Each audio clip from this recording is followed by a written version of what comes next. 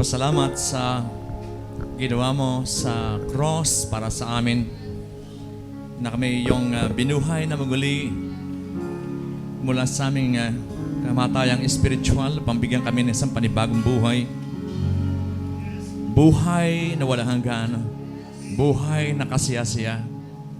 Salamat po at amin pong patuloy na dalangin sa magang ito ang pagkilos mo, Banal na Espiritu, sa aming kalagitnaan upang patuloy na ihiyak sa amin sa pamagitan ng iyong salita. O Diyos ko, anong iyong ginawa at anong iyong inaasahan sa amin. Hindi sapat na malaman namin ang iyong ginawa para sa amin, kundi dapat din namang malaman namin anong in-expect mo sa amin bilang mga tinubos, bilang mga pinatawad ng aming mga kasalanan, bilang hinirang na iyong mga anak. Salamat po. Buksan mo ang aming mga kaisipan, O Diyos, pang ito po'y aming may sa puso, may pamuhay. At amin na po, Panginoon, patuloy na ang O Diyos na habang kami ay nagpo-focus sa iyong kingdom at sa iyong righteousness, sa iyong paghahari at sa iyong katuwiran, sa iyong Christ-likeness, sa iyong ugali, sa iyong gawi, sa iyong gawa, upang ito'y magawa din po namin, Panginoon, sa aming mga buhay. Lord, you said in your word that you will add all things that we have need, Lord, in our lives. Thank you, Lord. Father, we give you all glory, all praise and thanksgiving in Jesus' mighty name. And everyone say, Amen, Amen, Amen. Yes.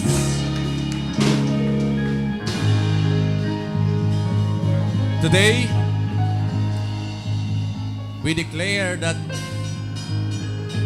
with God, all things are possible. We declare that there is an open heaven above us para yung blessing ni Lord tuloy-tuloy dumadalo sa ating buhay. Magkaroon lang tayo ng expectation, sense of expectation. Alright? Sabi mo sa katabi mo, expectation. The atmosphere of expectation is a breeding ground for miracles. Okay? Gusto mo nang himala mangyari sa buhay mo? Then, magkaroon ka ng mataas sa expectation. Expect something from God. Expect that God will do great things in your life. Alright? At we believe that our God is a supernatural God. Kaya niyang katakpuin yung ating mga pangailangan. We believe that God will speak to us as we remain in His presence. We believe that as we worship God continually, tayo po ay mananatili sa Kanyang presensya. So, napakahalaga na tayo ay maging isang buhay na alay araw-araw sa altar ng ating Panginoon. So, yung sinasabi sa Romans 12, verse 1, na sabi doon, I beseech you therefore now, brethren, that you, ano sabi doon? Present your body as a living sacrifice, holy, acceptable in the sight of God. Di ba? So, dito makikita mo na yung pong sacrifice ay nasa altar at yung altar nasa presence ng God. So, if you will live a life na isang sacrifice, hindi naman sinasabi na dead sacrifice. Sabi ng Lord, living sacrifice. Di na kinakailangan patayin tayo, Di na kinakailangan dugo natin sa patay dugo ng Panginoon. Ang mahalaga na unawa natin yung sinasabing living sacrifice. Ibig sabihin, you live in the presence of God. No? You remain in the altar as a sacrifice. Sabihin, mamuhay tayo ng may kabanalan, may kaayusan ng buhay. And as we do that, we live in the presence of God. No? Yun ang mahalaga maunawa natin tungkol sa Romans 12 na sinasabi doon na live as a living sacrifice. Di na kinakailangan patayin yung sacrifice. Kadalasan, di ba, yung sacrifice pinapatay. Tinatanggalan ng dugo. Sinusunog sa altar. Hindi na. Sabi ng Lord, ibang sakripisyo na ito. Buhay na sakripisyo ang nais ko. No?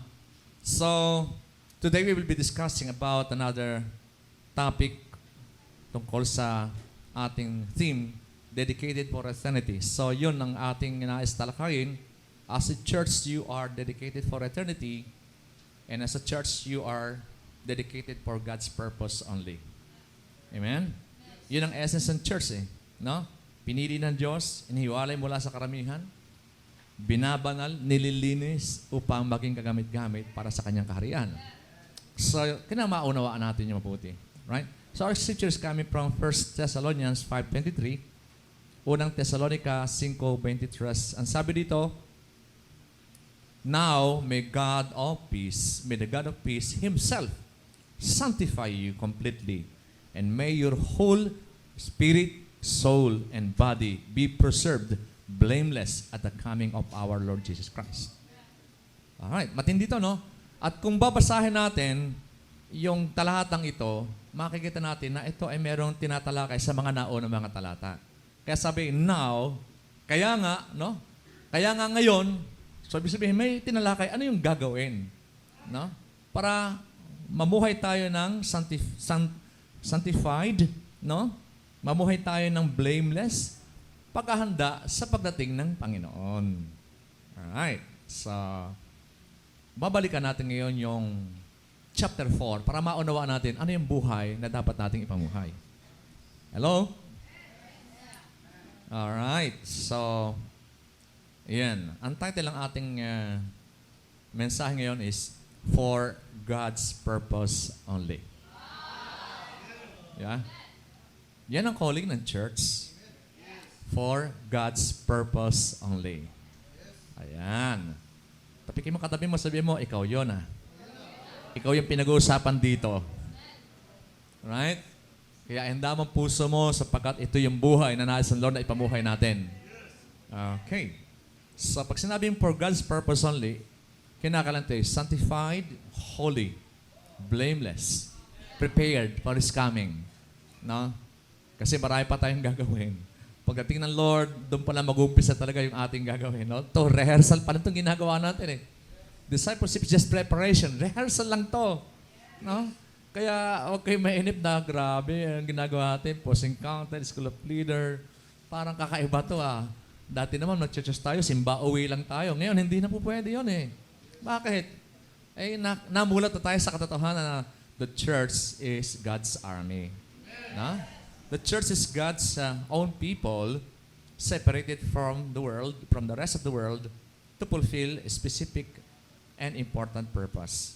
So ang ating objective is to emphasize to every disciple the importance of consecration. Sa ating pagkatawag, merong kaakibat ng consecration. Hindi ba sa tinatawag ka ng Lord, yun na yun? Hindi.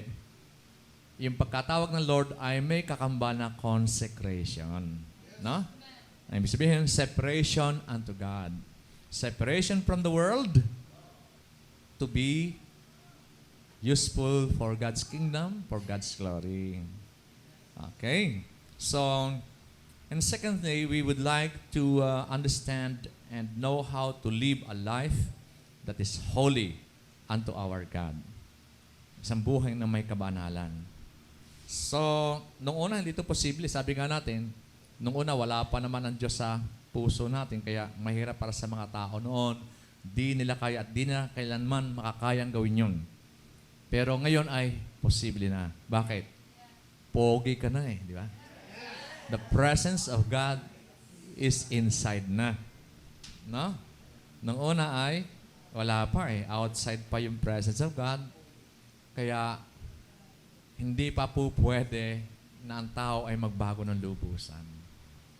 Hindi pa po pwede na ang tao ay mamuhay na merong totoong integridad ng kanyang puso. Hindi pa totoo na ang mga tao noon ay mababait.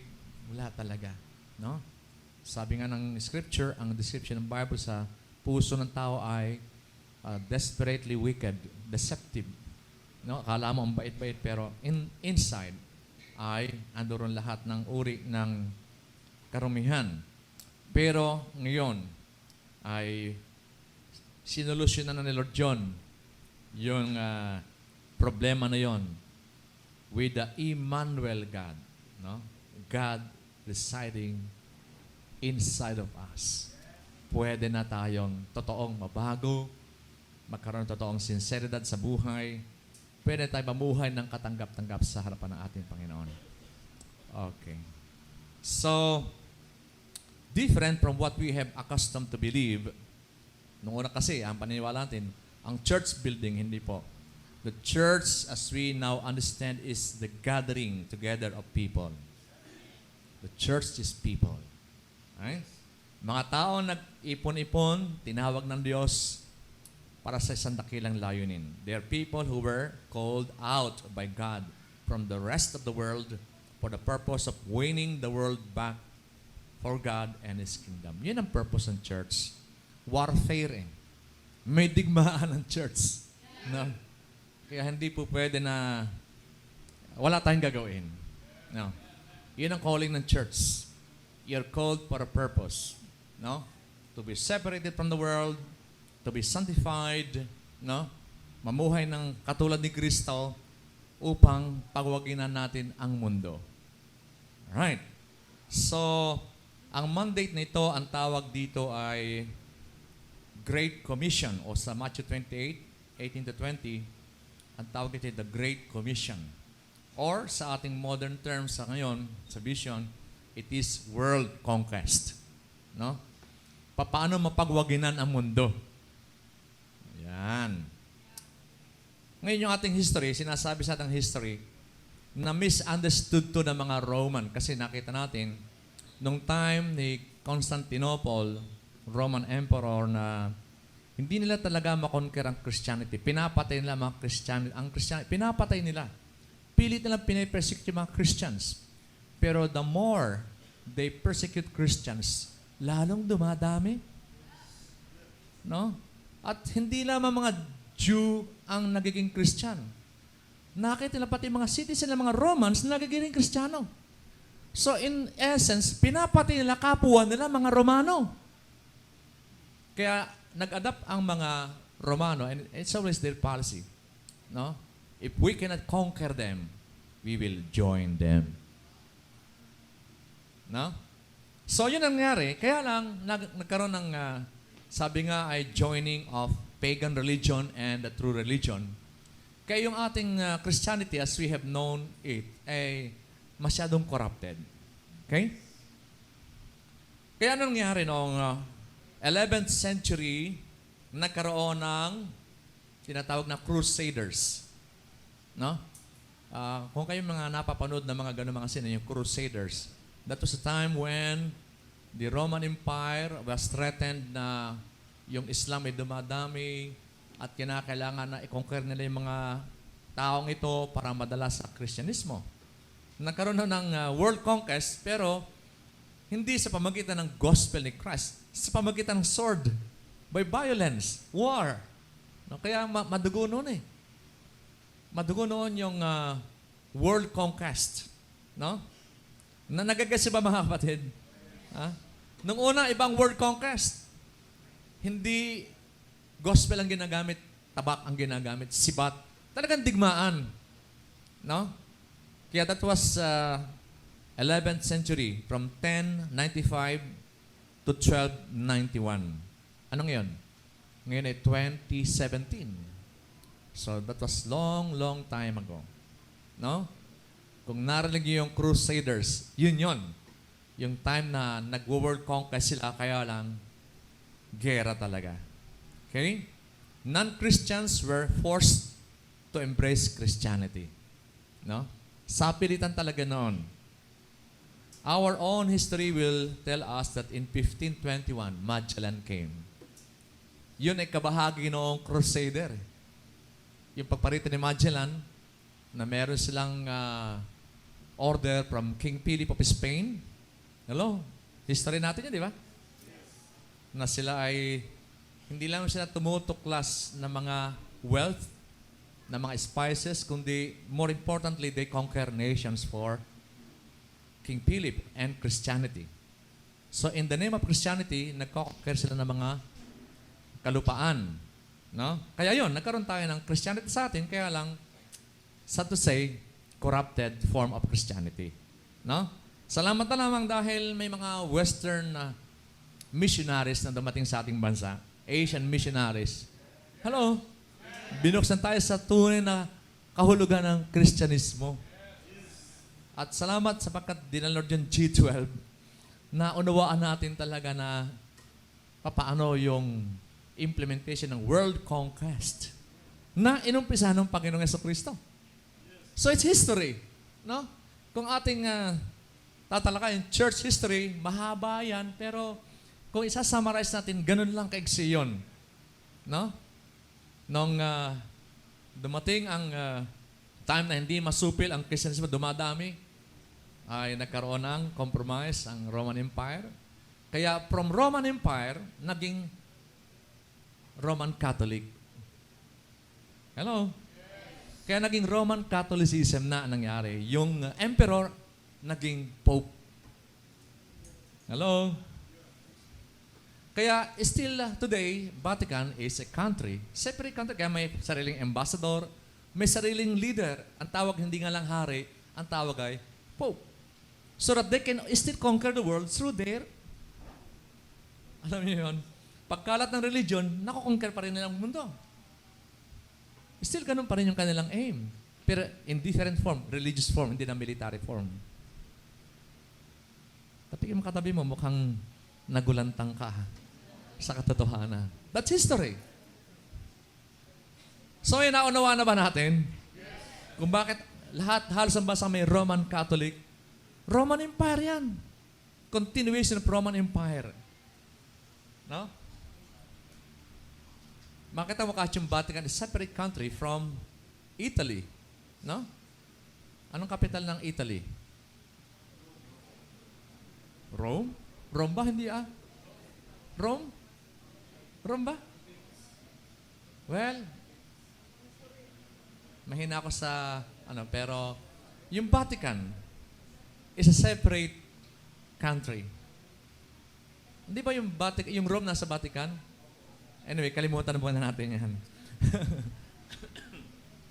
Pero what I'm telling you is, it's a separate country from Italy. Iba yung leader ng Italy at saka ng Vatican. Okay?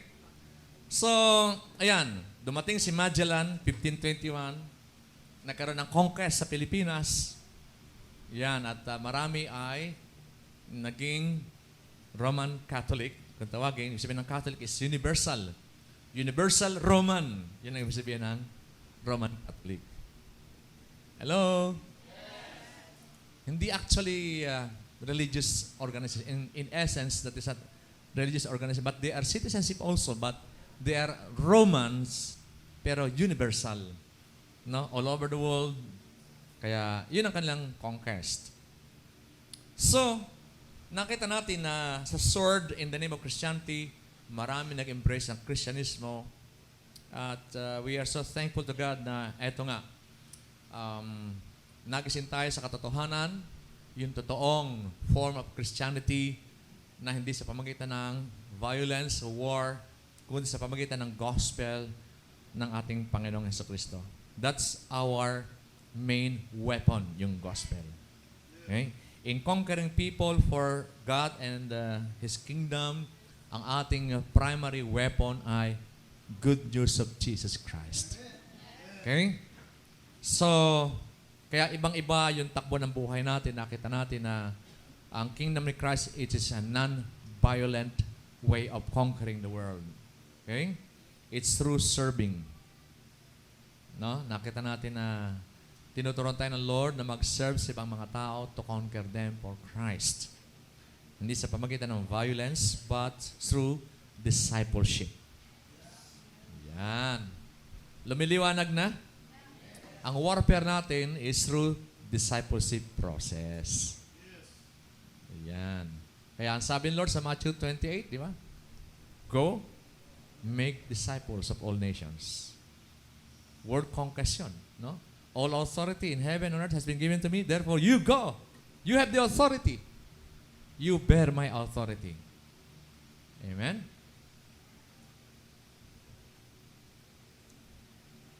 Nagko-connecta na ba yung ating history and belief? Konektado yan eh.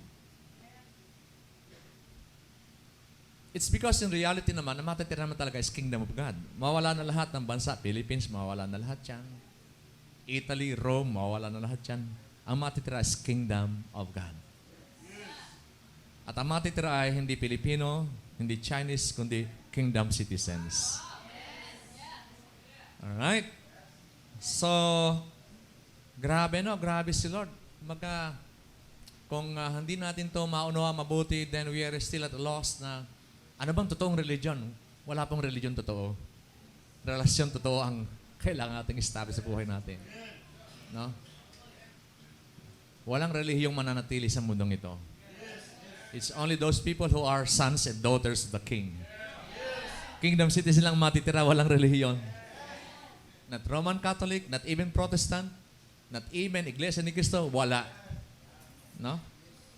Lahat ng names na yan, mabubura, only the name of Jesus will remain. Amen? So yan. Tapikin mo katabi mo. Ngayon, alam mo na. Alright. Tapos na mensahe, bababa na po ako. Hindi pa, nag-umpisa pa lang tayo.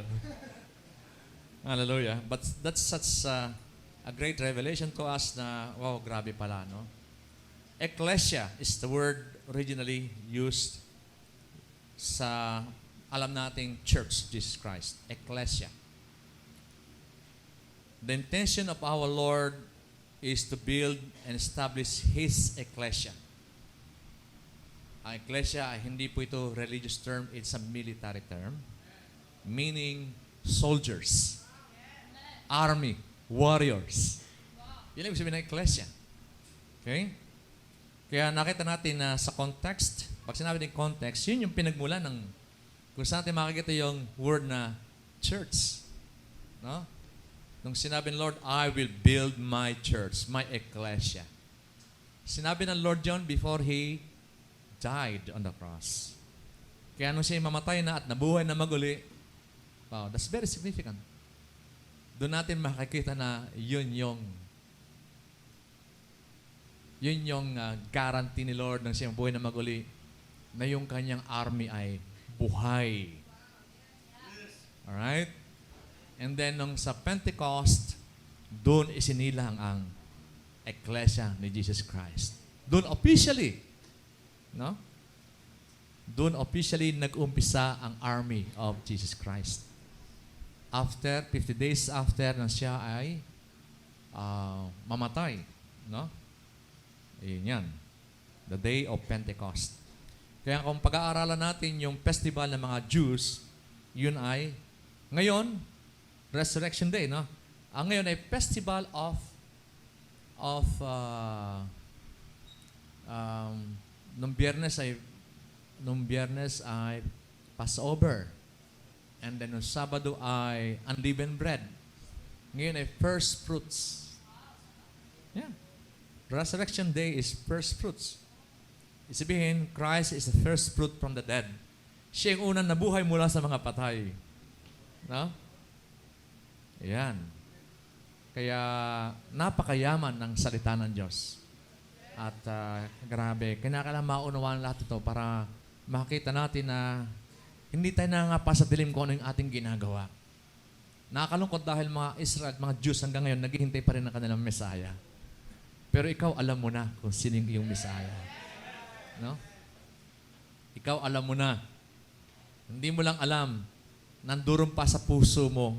Grabe, no? Kaya you're so privileged you were born in this generation. Okay? The real meaning and significance of the church, napakalaga maunawa mo anong totoong meaning ng church at ano yung kanyang significance. Okay? So, ang ecclesia is army. Kaya nung sinabi Lord sa Matthew 16:18, sabi ni Lord sa mga disciple, and I also say to you that you are Peter, and on this rock I will build my church. The gates of Hades shall not prevail against it. So yung gate of Hades na sinasabi, yun ay forces of evil.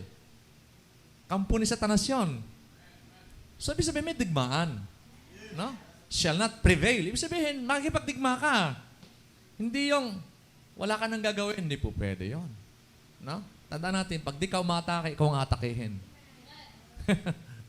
The church is meant to attack the gates of Hades o the gates of hell.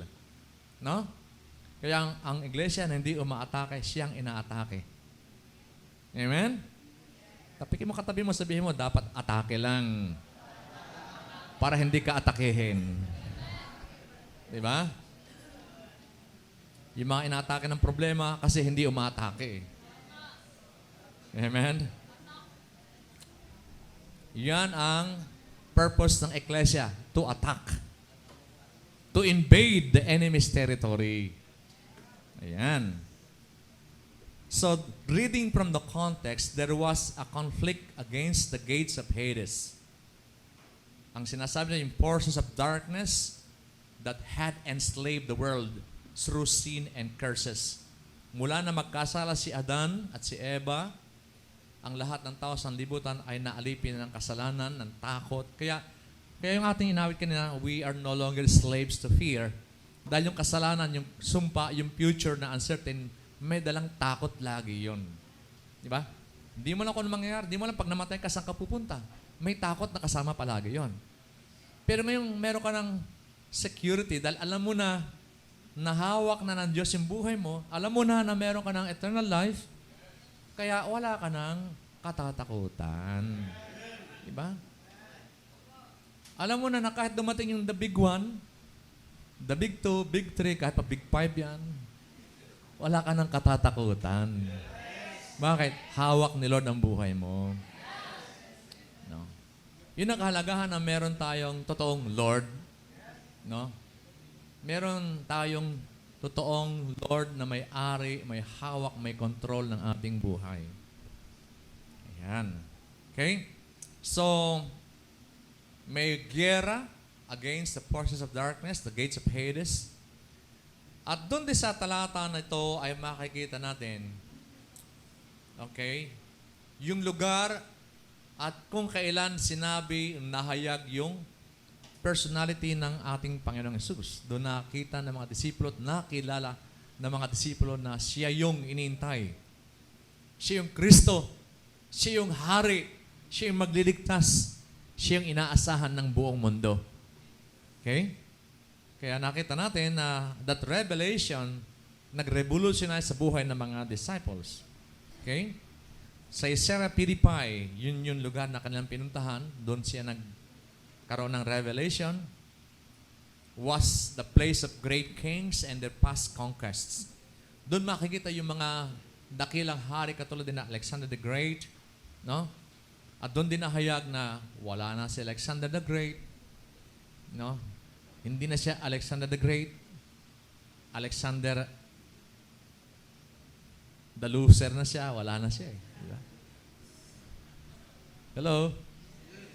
Lahat ng mga dakilang hari, wala na si Achilles, wala na lahat ng mga dakilang hari. Kaya tinanong Lord, sino ako sa pagkakaunawa ninyo? Ikaw yung Kristo, yung hari ng sanlibutan. See? Na-reveal sa kanila na, wow, grabe. Ito yung ating hinihintay. Okay? The anointed one of God, the King of Kings, and the Lord of Lords. Okay? And that time kaya sinabi, Lord, this King is now building an army. Pag sinabi kasi Ecclesia, piling-pili yan. Talagang mga matipuno, mga gerero, talaga mga skillful people. No? Alam niyo, pagka sinabing Ecclesia, Alexander the Great had an Ecclesia, alam natin na pag sinabing Ecclesia, talagang trained yan. Nakapokus yan. Kung ano sabihin ng kanilang hari, gagawin nila. Pag sinabi ng hari, lusubin niyo yan, ay kahit pa may pader yun, kahit pa napakadami sundalo, lulusubin nila, and they're so skillful. Makakonquer nila yun. Ganon katitindi ang mga sundalo yung Ecclesia ni Alexander the Great. Kaya tayo bilang Ecclesia ni Lord, hindi tayo patatalo, hindi tayo papahayag na we are less skillful than yung sa Ecclesia ni Alexander the Great, di ba? Why? Because our King is greater than Alexander the Great. Kaya dapat yung kanyang church, yung kanyang Ecclesia, greater than the Ecclesia of Alexander the Great. Di ba? Hallelujah. Ang Ecclesia ni Lord nagmumula sa mga tao na hindi kilala. Mga tao na mga outcast people, mga makakasalanan, no? Ganon si Lord mamili. No? Ang mga hari noon namimili, yung mga taong talagang qualified, ganon. Pero dito, mga taong hindi qualified dahil si Lord ang nagko-qualify. No? Yun ang kagandahan eh. Sabihin mo sa katabi mo, you are more than qualified. Si Lord nagko-qualify sa atin. Dahil di naman talaga tayo, wala tayong sariling kakayanan. Pero, tulad ng sinabi ko, ikaw yung pinili ng Lord eh. Di ba? Inaawit natin palagi, from my mother's womb, you have chosen me. Di ba? Hello? Nung ginawa ka ng tatay at nanay mo, ang dami mong kasama. Di ba? Sa sperm cell, millions of them. Isa ka doon. Pero ikaw yung nabuo. Ikaw yung nahauna, ikaw yung pinakamabilis, ikaw yung pinaka-wise, ikaw yung pinaka-qualified. Bakit? Ikaw yung pinili ng Lord eh. Nasaan na yung makasama mong millions of other cells? Wala na. Ikaw na yung natira. Kaya tapikin mo katabi mo, sabi mo, matindi ka pala. Nakita ka na ni Lord. Kaya nandito ka, nakita ka na ni Lord. Ikaw yung pinili ng Lord. Hello? Kaya wag mo na sabihin, mahihain po ako eh. Makikita mo rin kung ano yung potential na iniligay ng Lord sa'yo. Wala po akong kakayanan. Makikita mo rin kung ano yung kakayanan mo. Lola na po ako. Makikita mo rin kung ano yung kakayanan mo. Lolo na po ako. Makikita mo rin kung ano yung kakayanan mo. Nanay na po ako. Makikita mo rin yung kakayanan mo. Kung magpapatuloy ka. Why? Because you are the ecclesia, the army of God. Yun eh. Tanggapin lang natin yung realidad na yan, then you can manifest your potential. Walang limitasyon na ibinigay natin sa atin ng Panginoon. No? That atmosphere of no limitation, yun ang dapat na mabuo sa ating buhay. Why? Because you are chosen of God. You are the ecclesia. Matindi ka. No? Wala ka dito kung hindi ka pinili ng Diyos. At di ka naging tao kung hindi ikaw yung napili ng Diyos from your mother's womb. Hello? Ito lang, katotohanan ito, pagka narinig na unawaan natin ang katotohanan, it should revolutionize our lives. Na hindi pala ikaw basta-basta. Yes. You are not just. Hallelujah. Di ba? Yan ang English sa basta-basta. Just. The word ecclesia was a military terminology to mean extraordinary army. Yan ang ibig sabihin ng church. Kaya marami sa church, kailangan pa talagang maunawaan to at mag-train in order for them to live sa expectation ng God. Okay? It involves separation from the rest of the world for special purpose, special training, important mission. Yun ang sabihin ng ecclesia. No? Ang mission yun, to win and disciple the rest of the world, not by sword or force of military struggle, but by the gospel of Jesus Christ. Yun ang trabaho talaga ng church, ng ecclesia. No? Kaya yung lumang konsepto natin na si Simba uuwi, that's not the ecclesia Jesus meant to be. Hindi po yun. No? Yun ay playing ecclesia lang. Dapat totoong ecclesia tayo. To be an ecclesia, we must live the life modeled by Jesus Christ Himself. Holy, consecrated life, and we must embrace the mission that He accomplished by His victory on the cross. Awit natin kanina, di ba? By your Spirit I will rise from the ashes. Di ba? In your name I come alive to declare your victory. Hello? Declare. Pag sinabi we declare the victory, dapat sa buhay mo natin naging victorious tayo. Diba? Victory over sin. Victory over anything na naghihinder sa atin. Yan ang Church of Jesus Christ. Hallelujah. That is a church that you now belong to. A church mandated to win people by serving them. Grabe, no? Para ma-win mo siya, mag-serve ka sa kanila. Iba eh. Nung una, mag-win ka, patayin mo siya eh. Ngayon, mag-win ka by serving them. Ibang klase si Lord. Ibang army ni Lord. Army of servants. Hello? Since we, the church, is dedicated for God's purpose only, what does it take to accomplish the task? Ano yung kailangan natin gawin?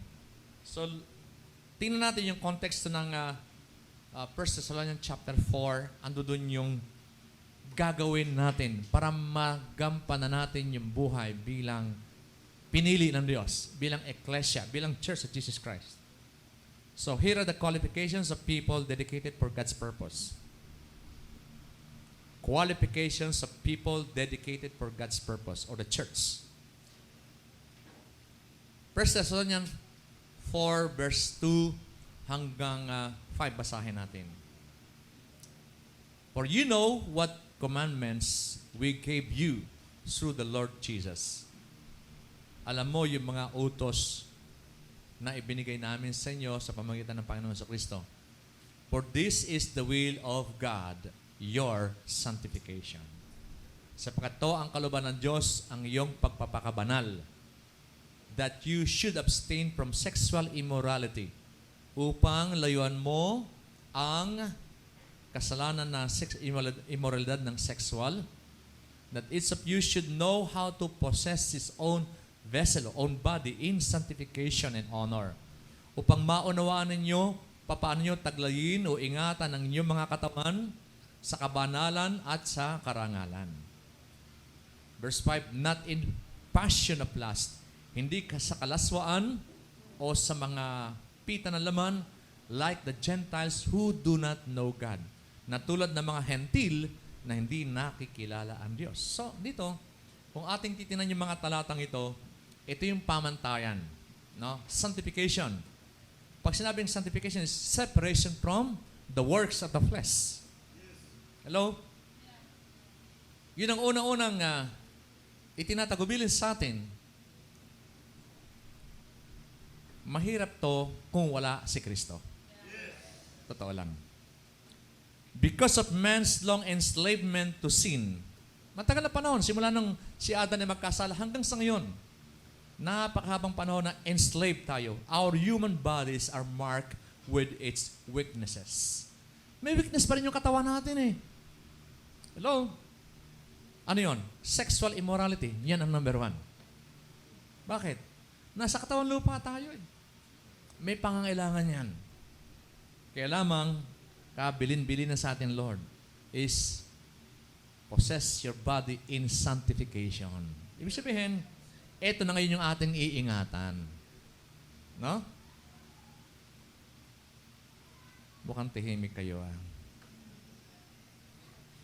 Alam nyo, kahit noon tayo ay maisilang sa kingdom of God, when we were born into the kingdom of God, yung iyong kaluluwa at yung iyong physical na katawan, hindi pa yan redeemed. Hindi yan kasabayan ng bagong espiritong inilagay sa atin ng Lord. When we were born again, yung espiritu lang ang bago. Yung kaluluwa, yung soul and body, luma pa rin. So, andoon pa rin lahat ng kabulukan na taglay ng ating soul and body. Yung ating mind, emotion, will, ganun pa rin. Yung ating mind, punong-puno pa rin kadamihan. Yung ating emotion, tampuhin pa rin, magagalitin pa rin, mainitin pa rin. Balat sibuyas, yun yung mga emotion na dati. Mapagtanim ng sama ng loob. Yung will, lalo na. Yung body, lalo na. Ganun pa rin. No? Ano doon pa rin yung lahat ng, kaya nga, proseso talaga yung paglilinis ng Lord. It's a decision, it's a commitment, it's hard work. Hello? Naunawan pa ba natin mga kapatid? Okay? Yun lamang spirit ang new. When you receive Christ as Lord and Savior, yun lang spirit ang new. Yung body and soul, luma pa rin. That's why we need discipleship. Hello? Kaya po tayo nagdi-discipleship para ma-redeem yung ating soul at ihanda ang ating body para paltan ng Lord ng isang bagong body. No? Ang nire-redeem natin sa ating discipleship ay yung ating soul, yung mind, emotion, and will. Yung body, sinusupil natin yung body. Bakit? Lumang body pa yan eh. Andoon pa rin yung weaknesses. Hello? Sinusupil natin, dinidisiplina natin hanggang makarating tayo sa puntos na pagdating ng Lord, papalitan ng bagong body, then wala na yung lust. We should understand this. Kasi may struggle tayo dyan eh. Hello?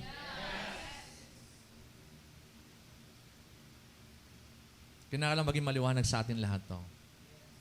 Because we are undergoing discipleship, we must understand these principles. Otherwise, magtataka tayo, bakit yung isipan ko tumagal-magal, bakit ang dumi-dumi pa rin?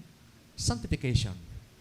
Iwasan mo na, dapat iwasan yung iwasan mo na yung, kaya iwasan mo na yung pornography, iwasan mo lahat ng mga, kung yung internet, magbubuli sa muli sa pornography, then iwasan mo internet. Kasi sa internet, andun yan lahat ng pornography na, alam mo, libre at saka madaling i-access. May article lang titingnan, pero makikita mo sa article na yun, ang dami-dami mga tukso. Amen ba? Naku, hindi ka matibay. Naku, malalaglag ka na naman. Tapikin mo katabi mo. Ingat lang, kapatid. Yung internet, ginagamit ng Lord yan, pero ginagamit din ng diablo yan. Parehong. And that's test for you.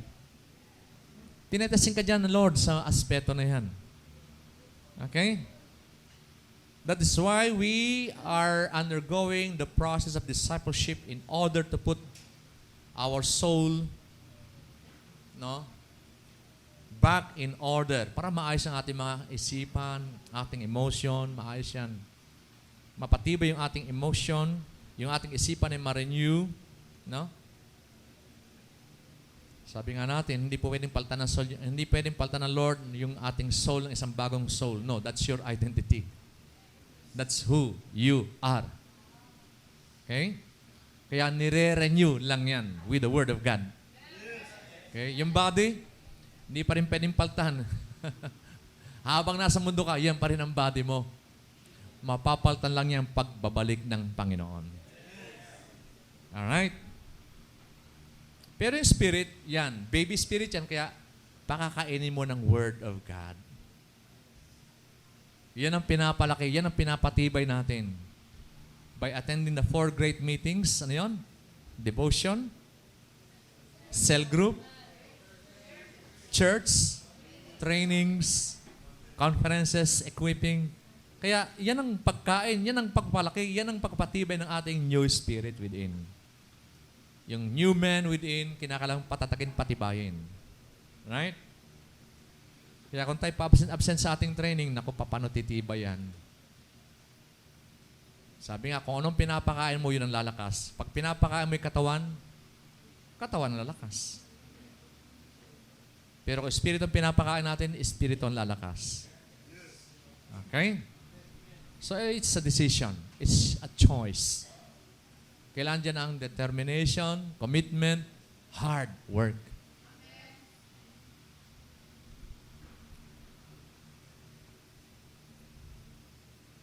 Possessing our own physical body in sanctification is a decision, a commitment, and hard work. Wala na nag-amen? Grabe naman. Ito yung importante na aminan natin eh. Many, even disciples, fail in this aspect. Yung separation ng ating body from the works of the flesh, which are corrupt. So, iba yung ating physical body sa works of the flesh. No?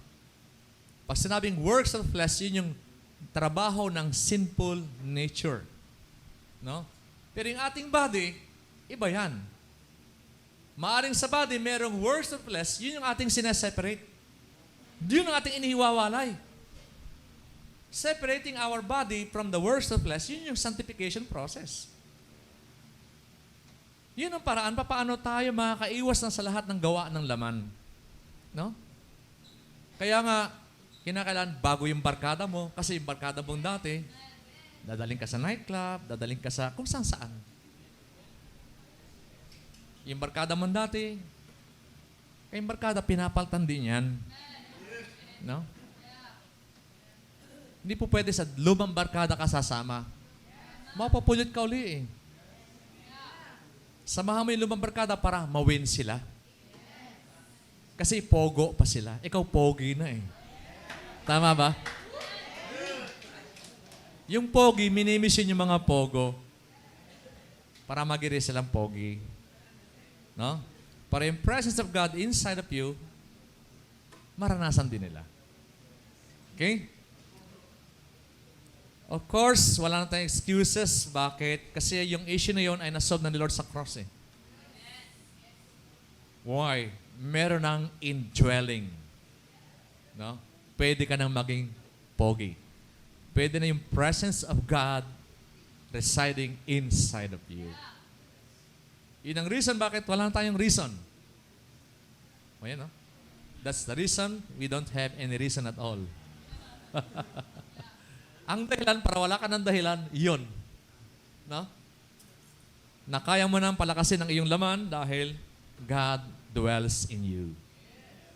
Ayan. So remember, if you have the presence of God inside of you, you can live a sanctified life if you choose. Yeah, choice yan eh. Hello? It's a choice. It's a commitment. It's hard work.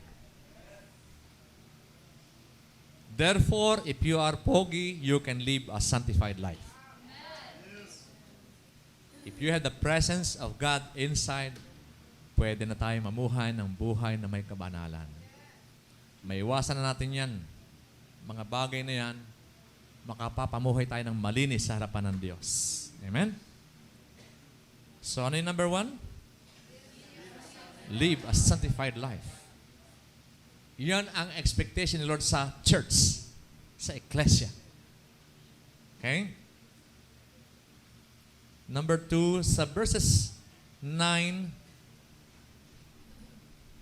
and 10.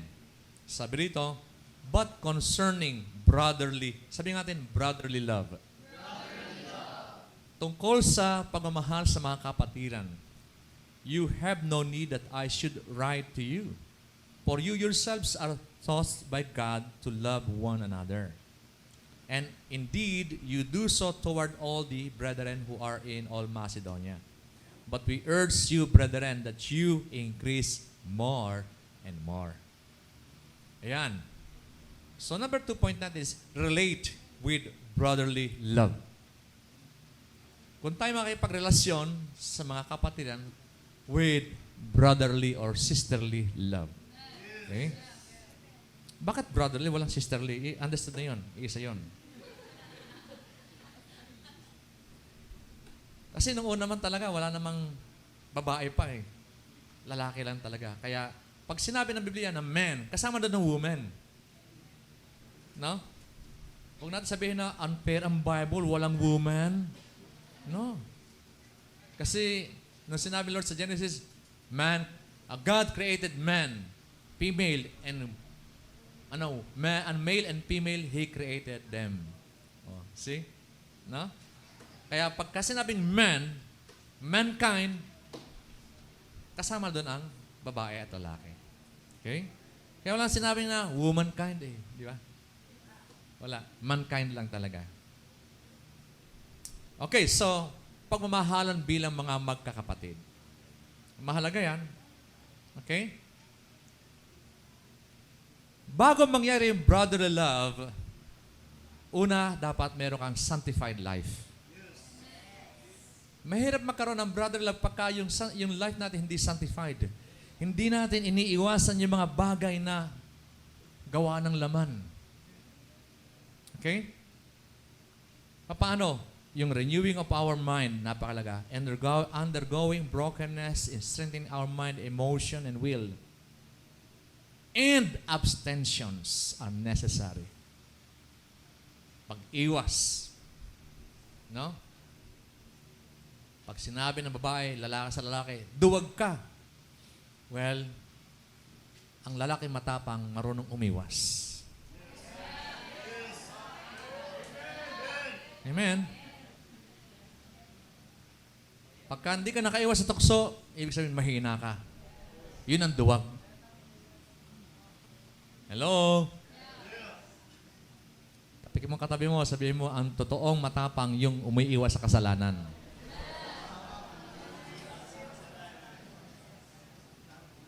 Yung kumakagat sa tukso, yan ang duwag. Hello? Kasi ang totoong pagmamahal, may pag-iingat, may respeto. Tandaan natin yan. Kung talaga mahal mo ang tao, irerespeto mo yung kanyang pagkatao, iingatan mo siya. Hindi pagsasamantalahan. Kaya yung brother love, napakahalaga nito. Una sa lahat, dapat you will live a sanctified life. No? Bakit? Kasi hindi sanctified ng buhay natin, yung isipan mo, naku, madumi pa rin. Magkakaroon pa rin ng karumihan. Kaya nga, ang unang-una talagang sinabi sa atin is, yun yung words of the flesh. That's a reality. Bakit? Nasa katawan pang ito tayo eh. Ito ay merong marka ng weaknesses dahil sa failure ng tao sa kasalanan. Kaya mahalaga talaga na nagdi-discipleship tayo para yung mind natin na iwawalay natin sa mga maduming kaisipan bunga ng ating exposure sa pornography, lahat ng uri ng karumihan sa lumang buhay. Kaya kapag tayo ay na-mindset doon sa ating devotion, cell group, mawawala talaga lahat yan eh. Malilinis ang ating isipan. Then we can really look at our brothers and sisters with clear conscience. Alam mo yun? You know what I'm talking about? Hallelujah. Abstaining from the past works of darkness. Yan, lasciviousness, fornication, pornography. Common sa tao yan eh. Pagka ang tao wala sa Panginoon, common yan. At parang normal sa tao yan. Bakit? Yun ay pinoportray na modelo ng mga, sa TV na lang, di ba? Ay, yung palang mga artista. Anong ginagawa nila? Kapag aasawa, di-divorce, mag-aasawa. Yun ang modelo ang pinapakita ng mundo. Kahit mga Kristiyano, yun ang pinapanood. Hello? Kaya, yun ang nagiging takbo ng isipan. Kaya ano tayo, makakilala sa Lord, nakita natin na, wow, grabe, mali pala yung modelo natin. Dapat pala ang modelo, hindi si Chris Aquino, hindi si, sino pa? Hindi yung mga artista eh. Si Lord ang modelo natin eh.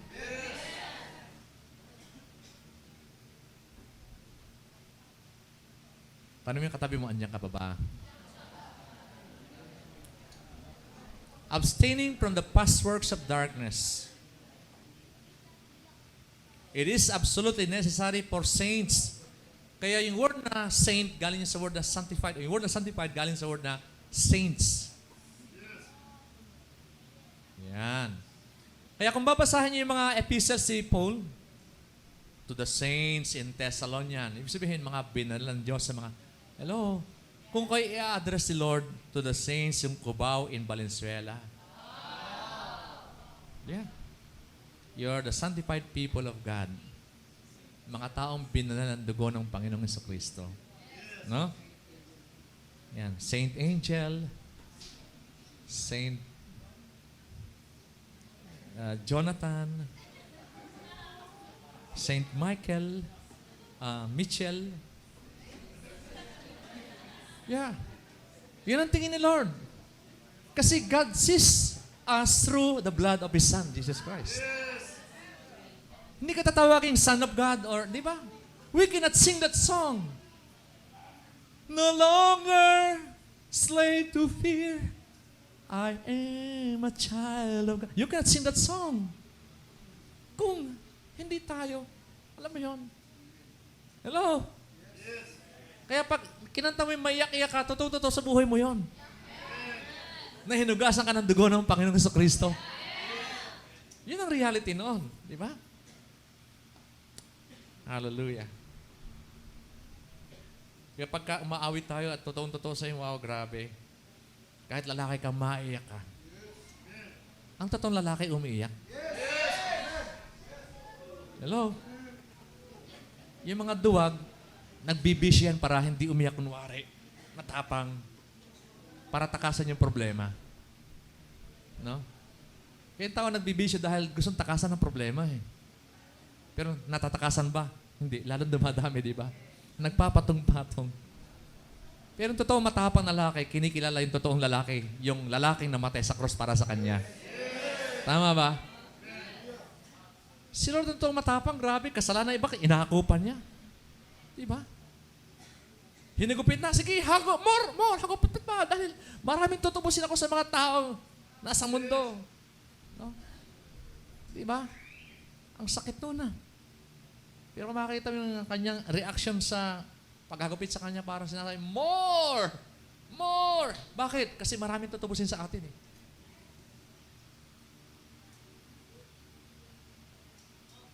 Tiniis niya lahat yun.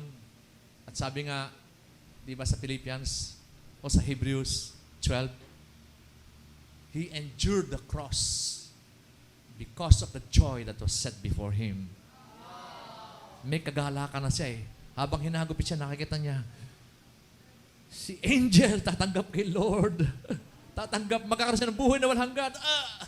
Habang hinagupit siya, nakikita yung bawat isa sa maliligtas mula sa impyerno, magkakaroon ng buhay na walang hanggan. Yun nakikita ng Lord eh. Gagaling ang mga tao sa sakit karamdaman. Magkakaroon ng magandang buhay. That was a joy that was set before Him. Kaya pag nagdi-discipleship tayo, nag-SOL tayo, huwag mo isipin ng hirap, bakit para maghapon to? Hindi. Look at the joy that was set before you. Yung generation of people na inilagay ng Lord sa iyong sinapupunan. Nakikilala kay Lord na magkakaroon ng buhay na walang hanggan dahil sa iyo. Dahil hindi ka sumuko. Yun ang cross mo eh. Kaya sabi Lord, take up your cross daily and follow me. Amen? Kaya yung disciple, talagang may cross yan. Ano yung cross? S-O-L. Napakaga naman ang cross mo. Grabe na. Bigat-bigat na pa natin. Di ba? Hello? Hanggang nga ng cross mo, sumusuko ka naman kaagad. Post-encounter lang, sumuko ka na. Nako naman. Anong klaseng cross yan? Hello? Nakakahiya kay Lord. Ang gaan ng cross natin. Amen ba? Yes. Kaya, homogeneity sa ating ginagawa, sa ating fellowship, sa ating cell, napaka-importante. Very crucial yan. Yes. Kaya nga ito, lagi sinasabi sa inyo, pagtatayo kayo, please, huwag kayong magdadamit nun yung punit-punit. Alam nyo, umpisa lang yan. Yan ay temptation ng mundo para tumulad ka sa kanila. Dahil pagkatapos ang punit-punit na yan, ang tuhod, ang hita, kita ng iyong hita eh. Anong kasunod na yan? Ang kasunod na yan ay yung, pinakita sa akin Esther, ang kasunod na yan eh. Yung basahan na talaga, naka-display basahan na. Yung wala na ang kanang kamay. Gulot-gulot talagang, basahan na talaga. Yung las-las na talaga, ang las-ay talagang parang dumaan sa, hindi sa washing machine sa makina. Naipit ang makina. Yeah. That's true. And those are prelude to nudity. No? Yung pagiging hubad. Nudeness. Kaya wala kang tumulad sa mundo. Di ba sabi Lord, don't copy the world. Kung magsuot kayo ng damit yung modest, kaya nga tinatawag modesty eh. Hanggang doon nga sa sakong, transparent naman.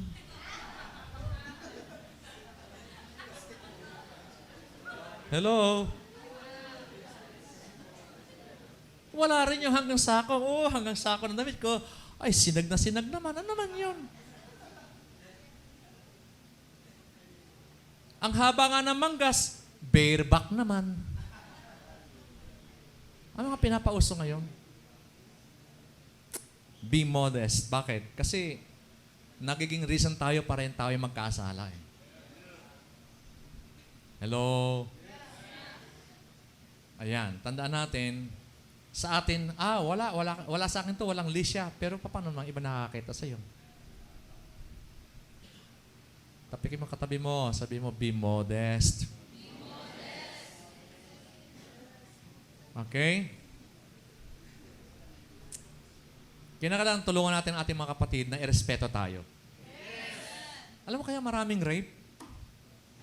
Yung babae gusto ma-rape eh. Totoo naman eh. Bakit? Yung hindi dapat display, dinidisplay. Nakikiuso. Hindi niya alam na siya nag-invite. Hello? Ba't ang hina? Parang hindi kayo sumasang-ayon. Help your brothers. Help your sisters to develop a love that is pure. Yun yung sinasabi natin. Para respeto tayo, then you should protect yourselves. Again, I tell you na yung totoo na brotherly love, it respects, it protects. Hello? Hindi nagsasamantala. Nag-iingat, nagre-respeto sa pagkababae, sa pagkalalaki ng iyong kapatid. It helps us maintain the integrity of our conscience. No, kapag tayo nasa homogeneous, kaya yung cell group natin, homogeneous eh. No? Lalaki sa lalaki, babae sa babae. Bakit? It helps us. Para ma-maintain natin yung clarity, yung yung clarity of our conscience, no? Integrity of our heart. Kahit may mga relationship, no? You can maintain spiritual o sexual purity kapag ating na-practice yung brotherly love. Hello? Yes. Hindi ka naman sinasabi na huwag kayong alam mo yun,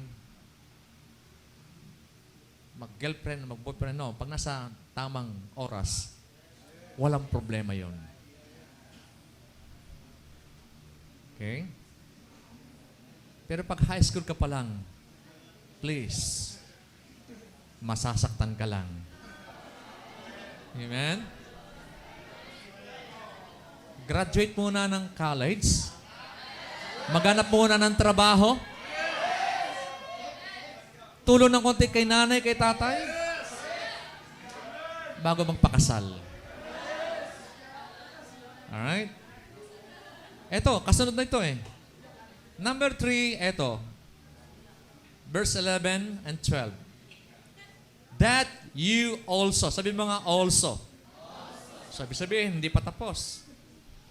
Kung sabi ng Lord, live a life that is pure and then have a brotherly love. Ito sabi dito, lead a responsible life.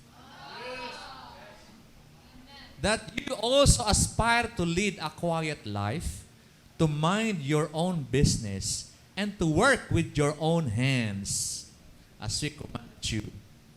That you may walk properly toward those who are outside, and that you may lack nothing. So, ang tinutukoy dito, being responsible para sa'yo, sa mga umaasa sa'yo. No? So, living life on earth is a great responsibility. No one can ignore. Di mo pwede ignore to na, para mabuhay ka sa mundo, dapat nagsusumikap tayo. Living a quiet life means containing life's responsibilities within the bounds of your means and avoiding becoming a burden to others. No, dapat iniisip natin paano natin mako-contain yung ating mga sariling mga pangangailangan. Iniisip natin hindi tayo maging burden sa iba. No? And that is yung be responsible. Work with your own hands. Okay? Huwag tayong maging pabigat sa iba. Dito pinapahalagahan yung value of labor, hard work. Dito in-emphasize yung work. Para masustain yung ating family's need to be a good model to others. Okay?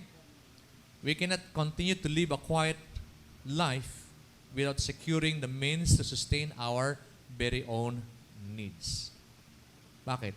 Pag lagi ka nangangailangan, siyempre, hindi may iwasan, may istorbohin kang ibang tao. Amen? Hindi mo masama na tumulong kung talagang meron naman tayong ginagawa. Hello? Nagtutulungan tayo, pero make sure na meron naman tayong ginagawa. Amen? Kasi even God, ang tinutulungan Lord, yung may ginagawa, hindi yung walang ginagawa. Okay? Yung paglilingkod natin kay Lord, even serving God is hard work. No? Yung paglilingkod sa Lord, hindi yung para sa taong walang ginagawa. It's not for those who have nothing else to do. Bakit? Serving God, you have to sleep less, rest less, drive more, travel more, do extra mile. Yun ang paglilingkod kay Lord. Okay? So number 4, verse 15 hanggang 17, sabi dito, "For this we say to you by the word of the Lord, that we who are alive and remain until the coming of the Lord will by no means precede those who are asleep." Sinasabi ko sa inyo ito sa salita ng Diyos na tayo nabubuhay pa ay hindi mauuna. Ito sinasabi pagdating ng Lord. Hindi tayo mauuna dun sa mga nangamatay na kay Lord. Verse 16, "For the Lord Himself will descend from heaven." Bababa ang Panginoon mula sa langit with a shout, with the voice of an archangel, with the trumpet of God. And the dead in Christ will rise first. Mauna, mabuhay na maguli yung mga nangamatay na kay Kristo Jesus. Okay? "Then we who are alive and remain shall be caught up together with them in the clouds to meet the Lord in the air." Yung sinasabing rapture, ang katawan nating dating yan, makasalanan, mahina, papalitan ng Panginoon ng isang bagong katawan na wala ng lust. Wala na yung mga pride. Wala na yung mga dati na mga lumang bagay na. Wala na yung mga may kapansanan na katawan. It's an entirely new body. Ito yung ating blessed hope. The return of the Lord Jesus Christ, or the second coming of the Lord Jesus Christ. When our mortal body will become immortal. When our earthly labor would cease to be burdening us. Hindi ka na kinakailangan magbandiklak araw-araw para pumasok. No. Hindi ka na makasisika sa traffic. Hindi ka nagigising na napakaaga para umuwi ng late na sa gabi. Hello? There will be true peace, prosperity for everyone. Amen? This event should keep us always ready and sanctified. Kaya number point natin is wait in expectation of the Lord's return. Okay? So, yan ang 4 na puntos na kinakailangan gawin natin. Bilang church, meron tayong gagawin. Bilang pinili ng Lord, live a sanctified life, relate with brotherly love, lead a responsible life, and wait in expectation for the Lord's return. Okay? Alam nyo, yung di umaasa sa pagdating ng Panginoon, they will be in great dismay and shame. Ayaw ng Lord na tayo mapahiya. Kaya dapat lagi tayong handa. Amen? Let's all stand. May natutunan po ba tayo?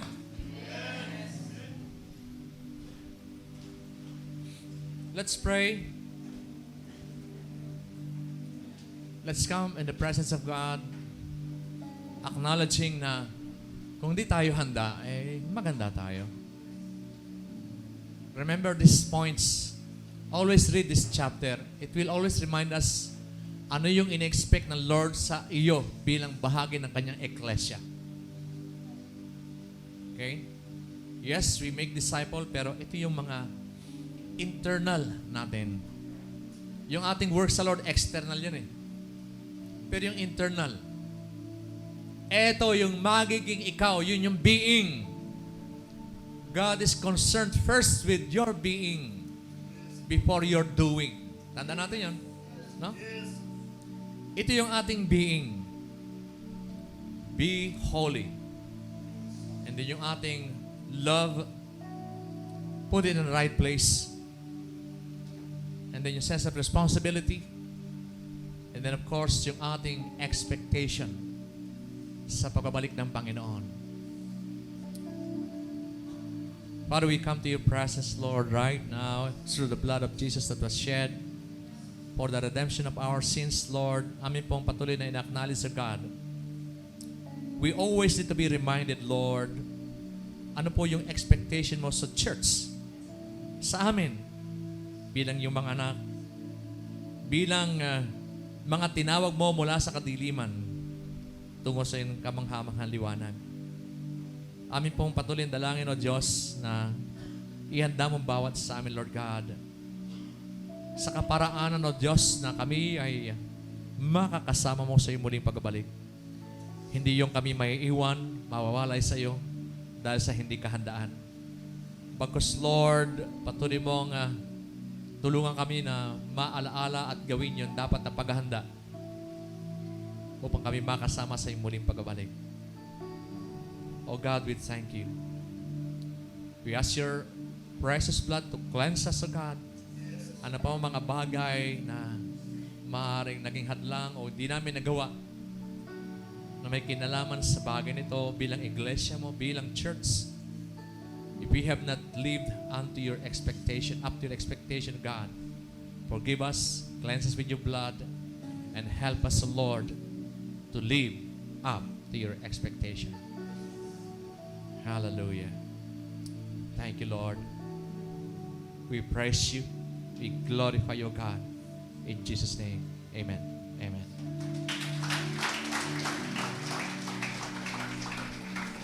So, we would like to invite those who came for the first time. Sa unahan po ay nais namin kayo ipanalangin. Pwede yung pakitaas ang kamay kung sino pong dumating for the first time. Yes, thank you. Thank you. Nais po namin kayo anyayahan dito sa unahan para magkaroon tayo noong tinatawag na relationship with God. Para maranasan po natin yung presence of God inside of us. Para po makonect tayo sa eternity. Malaga yung buhay natin ay connected sa ating pong eternity.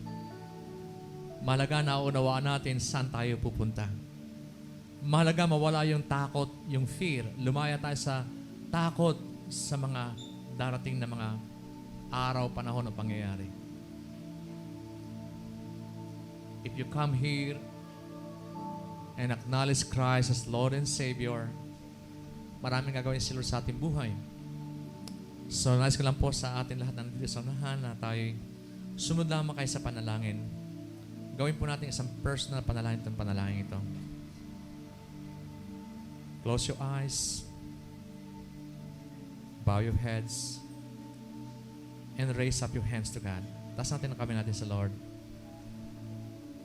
Bilang tanda ng ating pagsuko sa Kanya, sige po, itaas natin kami natin sa Panginoon. Raise up our hands to God. At sabihin po natin, sabihin natin, Panginoong Jesus.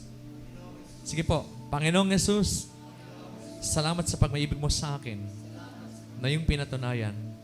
Nung ikaw ay namatay sa krus at nabigay ng iyong buhay, nagbuhos ng banal mong dugo upang ako'y tubusin, patawarin sa lahat ng aking kasalanan. Maraming salamat po. At inaamin ko, Panginoon, ako po isang makasalanan na nangangailangan ng iyong kapatawaran at paglilinis ng banal mong dugo. Patawarin po at linisin. Tubusin mo po ako ng iyong banal na dugo.